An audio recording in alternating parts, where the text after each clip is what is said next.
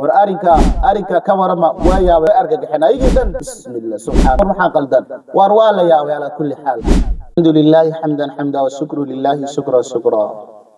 والصلاة والسلام على أشرف الأنبياء والمرسلين وبعد وحاروا حلقة إن كشكيو حلقة كليا أياروا إن كشكيو عجيبة أو عاد عجيب تهاي أنا الله يا أبي وأرى مدنا يضنا إن إلى أجاد وحي كفهمنا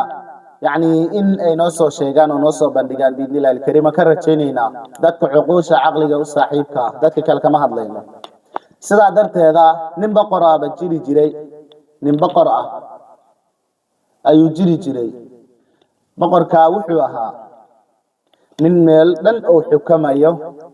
مال ما كميتا نكا مالي والبقر بحلو سمينا يا نف أريا لو جورع جري نف أريا لو جورعه ولكن سقول هذا الشيء ووجوجا كوا إذا ما يسقوا وردية حارسين عن ويوجوجان جرج ويوجوجان نفك ولا كرنايا ولا قرحنايا ولا هجاجينايا ولا الكيس وعيدين كالسينايا السد أنت جذاه كتيرو أقل كجذاه وحلو يقانو أي اللي تري يعني أقل كسرما هذا وكم جذاه يعني باركي يو وطنه يو كليا ما لي هذا أنت عمل سكدر جريو لا ساقر حنجر أنت على جري مال ما كميدا أنت الساس ولي الساس يكون رقم جرينا وين يكون قناع سنان يسقنا ويسقون قناع سنان ولكن هو قناع سنان إذا ما دين ويقناع سنايين مال ما كميدا أين هو جوي كورجا أي بوجوي أيجا وحوينا وحياوي ملا لغو توري لها يسقنا وعني جري يسقى لسي جري با وحبنا قل جينا موسجرين با مركا مال ما كميدا نك بقر كي سفر بسوق عليه بوسكي مركا يا جوجا walaalkiisa joogo nacam ila ninkan meesha duu ka tagaya waa nin ku kalsoon yahay waa in booski uu fariisiya booski wuxuu fariisiyay walaalkii ilan walaalkii joogo qof kale ma geen karaye laakiin uu dardaarmay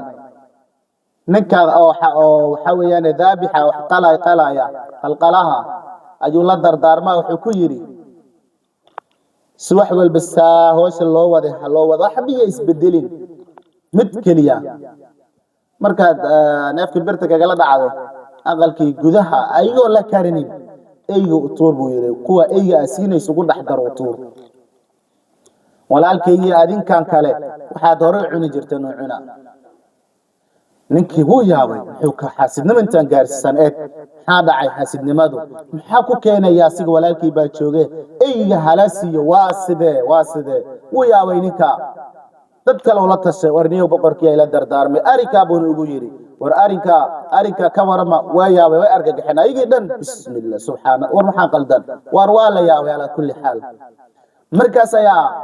waxa weeyana arinkiisa muddo loo waday 7 beri meel muusan aadin aakiya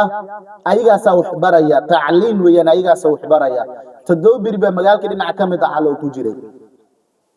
soo joogay maalmaha kamid ah wuu yimi wala soo dhawey barti isaga farisay booskiisa wixii la gowracay sideed halasiyo dhahay wixii sidiisii loo siiyay maalinka waxa la gowracayay eegi kuwii kale la siima kuwii bariyahan oo raadin wuu ka dhaxweeyay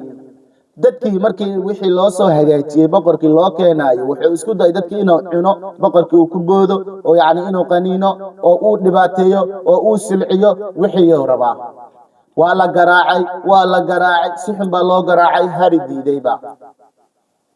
لازم محيتك يا إذا دالين كودا لازم محيتك